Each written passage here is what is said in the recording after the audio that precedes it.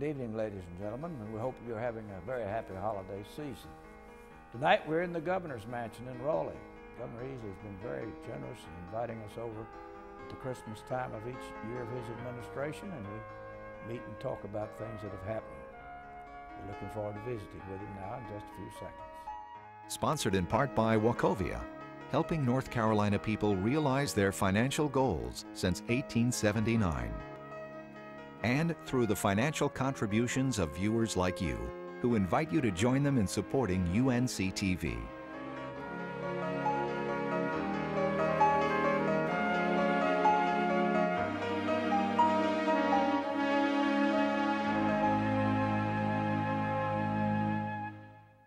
Governor, it's good of you to have us back over again. I was just looking back here, I see you've been in carpentry work on public television of late.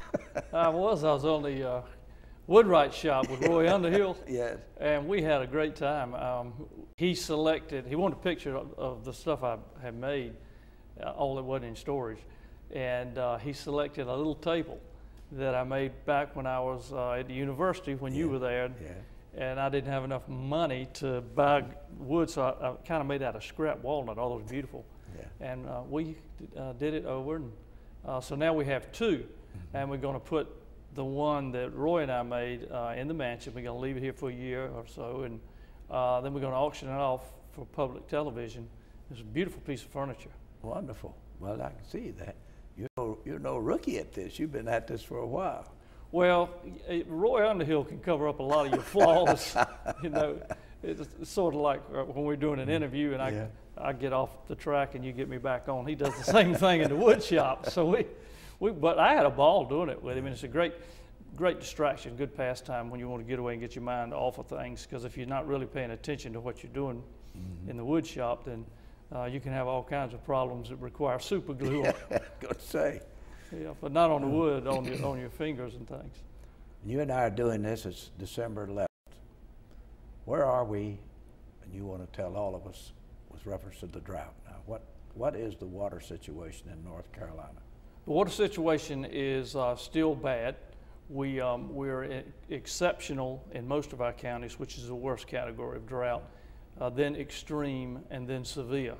But all of the counties are at least one of those three. The further east you go, the less terrible it is, if that's the proper term.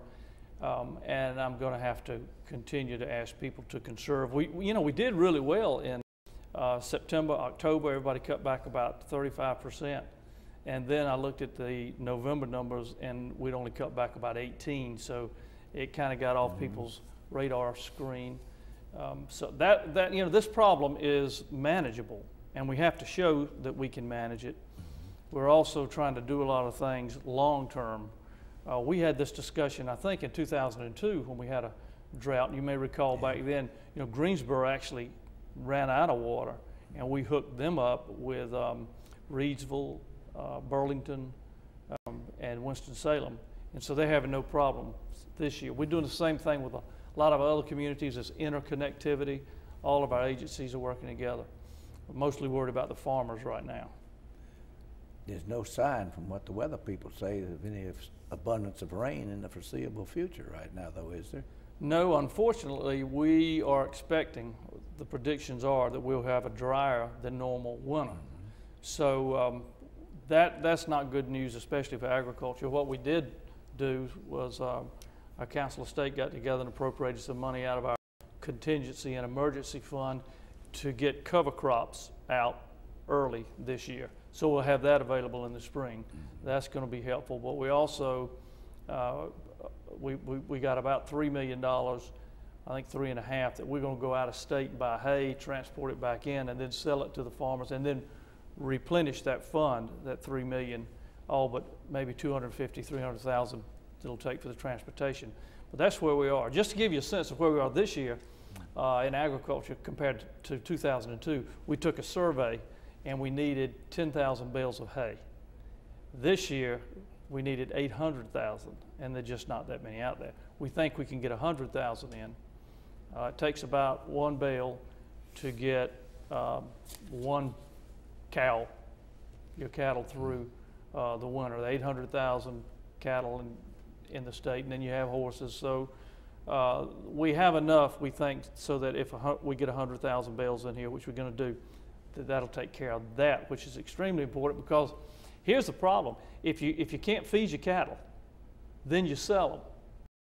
And if you start selling off your herd, everybody does, the weight's down, and then the supply and demand kicks in, so that there's much more supply than demand, so the price goes down, and it hurts everybody all around. So we need to go on and get this problem fixed, and everybody's got to manage this, and you can do it by taking shorter showers and things. It's quite a testimony to the growth of the livestock industry in North Carolina, though, isn't it? Yeah, and it continues to grow. Yeah. I didn't realize we had that much cattle in North Carolina, and almost 100,000 horses. But yeah, it is. But I think people have to remember, we are still an agricultural state in terms of $66 billion in our economy. I had to learn all those numbers and go up and testify before Congress to ask for some disaster relief. And I think they're going to give it to us. Representative Etheridge, McIntyre, Schuler, Brad Miller, they're working hard to get something. Robin Hayes was on the committee to get something through the House.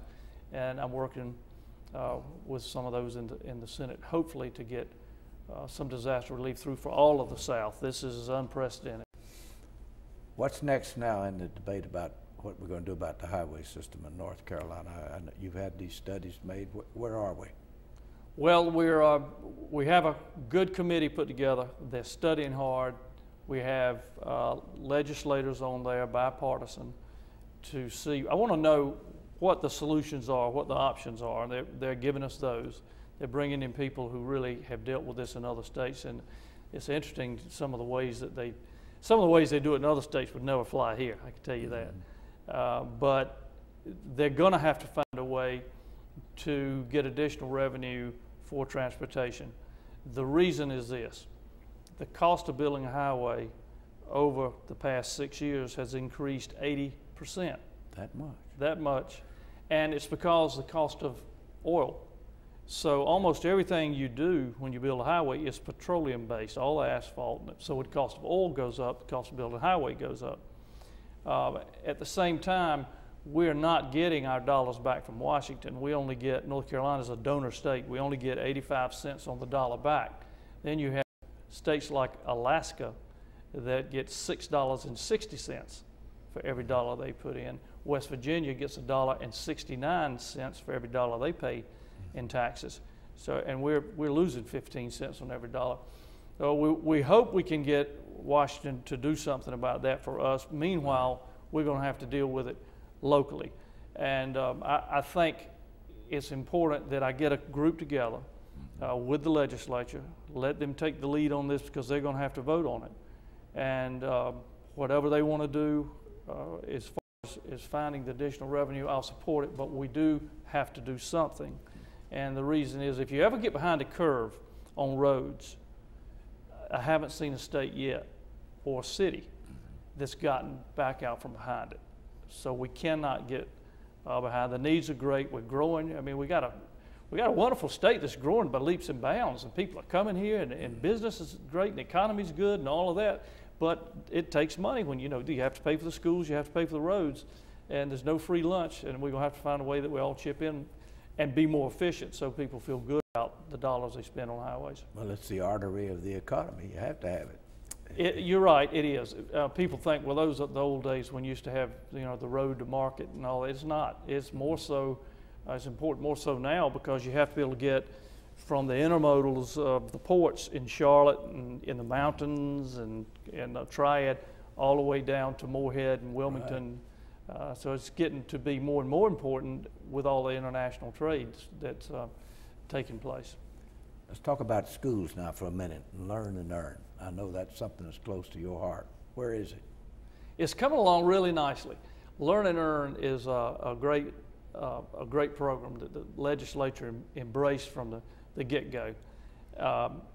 And the way I came about wanting to do this was, I won't call the name of the company, but it was a flooring company. Every time we do an economic development package, we have an education component.